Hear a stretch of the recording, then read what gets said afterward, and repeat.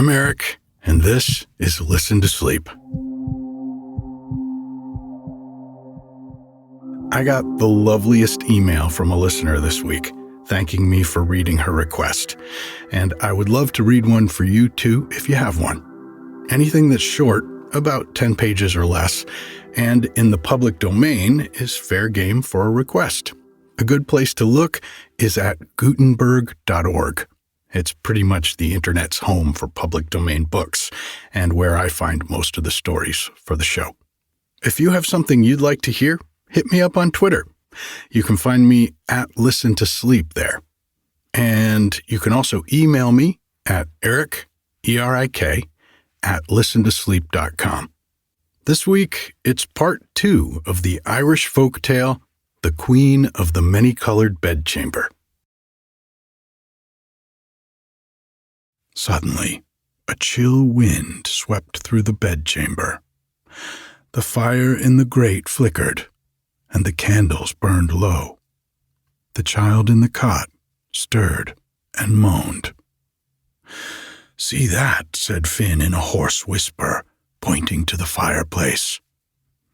They turned and looked. It was a long, lean, bony hand reaching down the chimney and groping in the direction of the cot.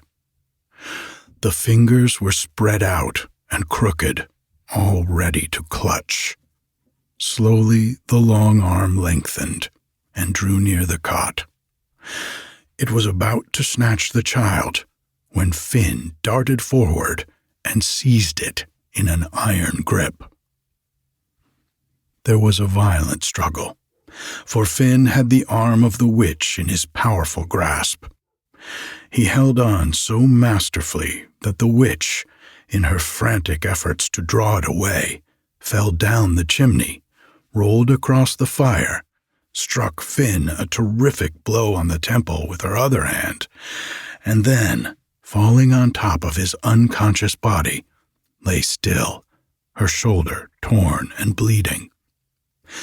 Grunna and Bedchamber quickly ran to Finn's aid, and leaving the witch for dead, quickly withdrew his body and restored him to consciousness. Then, when they turned to see the witch, they found that both she and the child had vanished. They sprang to their feet and roused Cluas roughly, but he sank to sleep again immediately. "What shall we do?" they all asked of Finn. "Follow," said he. "Follow where I lead. Grunna, pick up your bow and arrows. Bedchamber, knot your ladder of cords. Follow me, both of you. Leave Cluas sleeping. He is not in his body. His spirit goes with us, and we cannot do without it."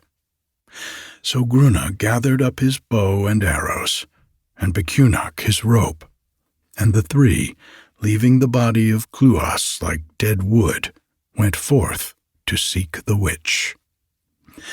They came to the seashore, loosed their boat, sped across the harbor, and out between the high rocks. Then, guided by the loosed spirit of the sleeping Cluas, they sped forward on the ocean, driven by a freshening breeze. All the while, the spirit light, floating above the waves, led them on. It was some 2 hours before dawn when they descried, in the distance, the lighted tower of the witch upon an island. A dull red flame shot out from it, and as it turned forever on itself, this flame lighted the sea around like a revolving wheel, clear and red against the surrounding blackness. Nearer and nearer they approached it. Then Finn stood up in the boat and chanted magic spells, raising his arms and sinking them again with fingers stretched and his palms downwards. Then with a loud cry he called for sleep to descend on the vile witch of the revolving tower. Ere yet his cry had died away on the surrounding sea, the red light ceased to revolve. It was still, glaring dully. Then, as the boat touched the beach beneath the tower, Finn commanded Becunach to throw his knotted cord and noose to the topmost turret. It was soon done. The noose caught and held, and in another moment, Becunach, like a wild cat of the mountain, was climbing up. Finn and Grunna followed, but the spirit of Cluas, who lay fast asleep in the many-colored bedchamber, guided and directed their every movement. They gained a window of the tower and made their way in. Following the gleam of the dull red light, they went from room to room, and at last came to one where it shone clearly through the cracks of the door. They burst in and stood aghast on the threshold at the sight that met their gaze. There on the floor lay the witch, in a magic sleep, the blood flowing from her shoulder, torn by Finn in the struggle. And there, around her, crying bitterly, were the Queen's 3 children. Finn stooped down and swept his arm round them, and took them aside and comforted them. Then he gathered the youngest to his breast, and directing Grunna and Becunach to see to the other 2, he led the way to the window. In a very short time, they had all climbed down the rope ladder and were speeding away in the boat. But as they left the island, the spell was released. The tower, with its wheel of red light, began again to revolve upon the waters, and they heard the witch's shriek of rage as she awoke to the pain of her wound to find her children gone. It came again and again, that shriek of baffled hate and rage and pain. Then, as they looked back, they saw a dark form glide down the walls of the tower like a loathsome thing creeping head downwards. It reached the foot and sped to the seashore. Then it seemed to loose a boat, and in another moment it was speeding in pursuit of them. Faster and faster over the waves it came. "Quick," cried Finn to Grunna. "Draw your bowstring to your ear. You will not miss. The spirit of the sleeper will guide your shaft." Grunna fitted an arrow to his bowstring and drew it to his ear. Then, as Finn shot forward his outstretched hands, casting a vivid light from his fingertips over the surface of the sea, the arrow sped with a twang and a whiz. A terrible cry came back across the water. The witch, struck to the heart, threw up her arms, and falling from her boat, sank in the sea.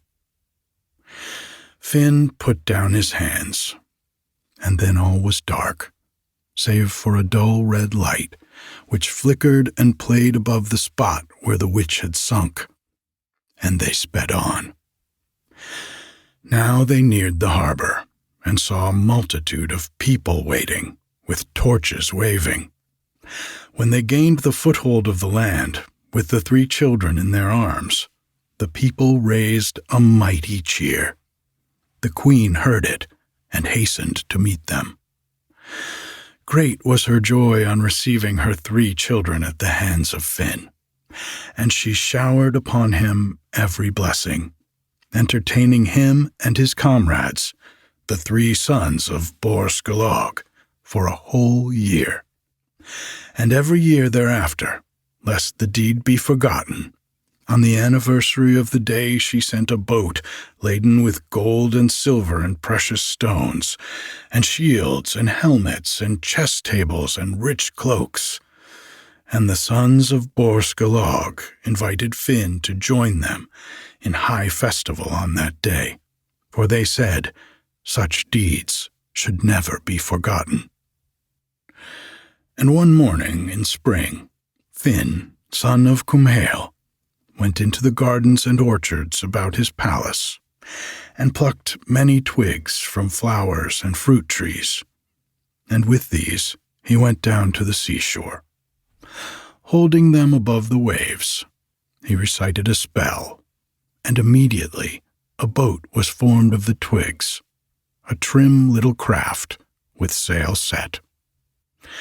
He sprang in and steered his course for the isle of the Queen of the Many-Colored Bedchamber. And as he sped over the waves, the boat began to bud, and green leaves appeared on the mast, and the spars and stays put out the growth of spring, till they shone like emerald in the sun. When he came in sight of the island, the sides of the boat were covered with blossoms. The mast had put out a wealth of petals, and the sail and rigging were covered with flowering vines. Then, as he passed between the high rocks and entered the harbor, the watchers on the shore saw a boat approaching, splendid with summer flowers, and on its mast were spreading branches dropping down with luscious fruit.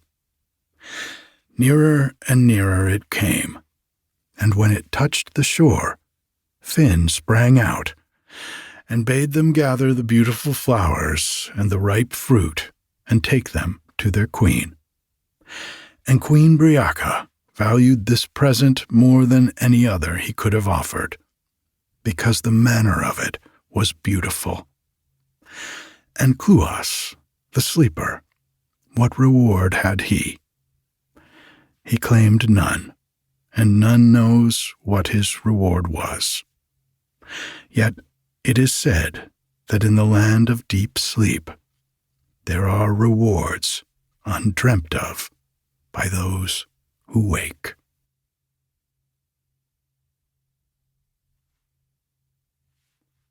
Good night.